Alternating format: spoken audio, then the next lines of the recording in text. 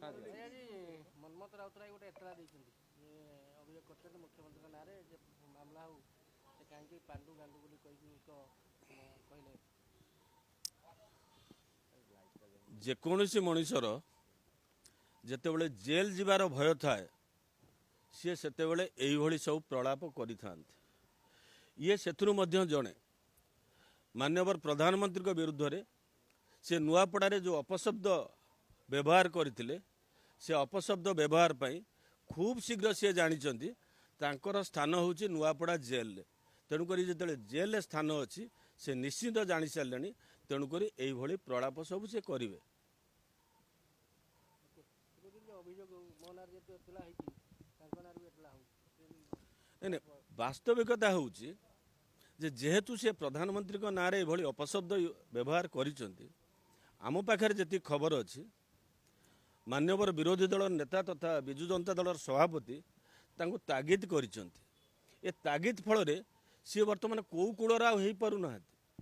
ବିଜୁ ଯାତ୍ରା ଦଳ ଯେଉଁ ବିଜୁ ଯାତ୍ରା ଦଳ ଅଛି, ଦେଖିବେ ସେ ଯାତ୍ରା ଦଳରେ ବର୍ତ୍ତମାନ ତ ଯାହା ସ୍ଥିତି ଅଛି ଆପଣ ଜାଣିଛନ୍ତି। ସେଥିରେ ତ ଟିକେ ଏଣ୍ଟରଟେନମେଣ୍ଟ ଦରକାର।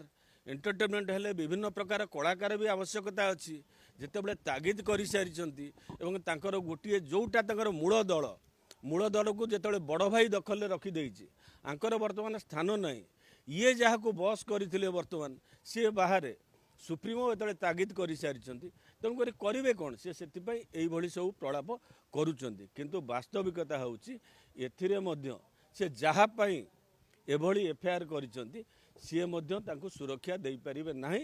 କେବଳ ଯାତ୍ରା ପାର୍ଟିରେ ଏଇଭଳି ବିଭିନ୍ନ ପ୍ରକାର କଳାକାର ରୁହନ୍ତି। କଳାକାର ଭିତରେ ଇଏ ଗୋଟେ ଏଣ୍ଟରଟେନମେଣ୍ଟ କରିଛନ୍ତି, ସେ ଏଣ୍ଟରଟେନମେଣ୍ଟ କରନ୍ତୁ।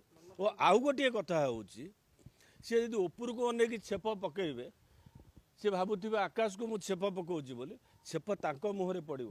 ଜାଣିବା ଦରକାର ମାନ୍ୟବର ମୁଖ୍ୟମନ୍ତ୍ରୀଙ୍କର ଉଚ୍ଚତା ବହୁତ ଉପରେ। ଇଏ ଯେହେତୁ ଗୋଟେ ଚାକିରି ଛାଡ଼ିକି ଆସିଥିଲେ, ଗୋଟେ ସ୍ୱପ୍ନ ଦେଖିଥିଲେ ଯେ ମୁଁ ଗୋଟେ କ'ଣ ହେଇଯିବି, କିଛି ହେଇପାରିଲେନି, ସେଥିପାଇଁ ଅତ୍ୟଧିକ ଫ୍ରଷ୍ଟ୍ରେଟେଡ୍ ହେଇକି ସେ ଏଭଳି ବ୍ୟବହାର କରୁଛନ୍ତି। ନାଇଁ ବିଜେଡିରେ ବର୍ତ୍ତମାନ ଯେଉଁ ସ୍ଥିତି ଅଛି, ବିଭିନ୍ନ ପ୍ରକାର କଳାକାର ଅଛନ୍ତି।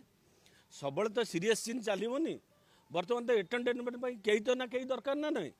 ଯେତେବେଳେ ଦେଖନ୍ତୁ ତାଙ୍କର ମୂଳ ଦଳରେ ତାଙ୍କ ବଡ଼ ଭାଇ ନେଇଗଲେ, ଇଏ ଯେଉଁ ଦଳ ଟିକେ ଆସିଛନ୍ତି ସେ ଦଳରେ ଯେତେବେଳେ ତାଙ୍କର ଯିଏ ସୁପ୍ରିମୋ ସିଏ ତାଗିଦ କରିଛନ୍ତି କ'ଣ ପାଇଁ ତମେ ମାନ୍ୟବର ପ୍ରଧାନମନ୍ତ୍ରୀଙ୍କୁ ଏଭଳି ଅପଶବ୍ଦ ୟୁଜ୍ କରୁଛ, ତାହେଲେ ଇଏ କାହାର ହେବେ? ସେଥିପାଇଁ ତାଙ୍କର ଯିଏ ରଖିଛନ୍ତି ସୋ କଲ୍ଡ ଯାହାକୁ ବି ସେ ଯେଉଁ ପାଣ୍ଡୁ କହୁଛନ୍ତି ସିଏ ନିଜେ, ତାଙ୍କୁ ତ ବହୁତ କଷ୍ଟ ହେଉଥିବ। ତାଙ୍କରି ଶରଣରେ ଆସିଥିଲେ, ଭାବିଥିଲେ ତାଙ୍କରି ଶରଣରେ ମୁଁ ଗୋଟେ କେଉଁଠି କିଛି ପାର ହେଇଯିବି। ପାର ହେଇପାରିନାହାନ୍ତି। କିଛି ତ କରିବେ।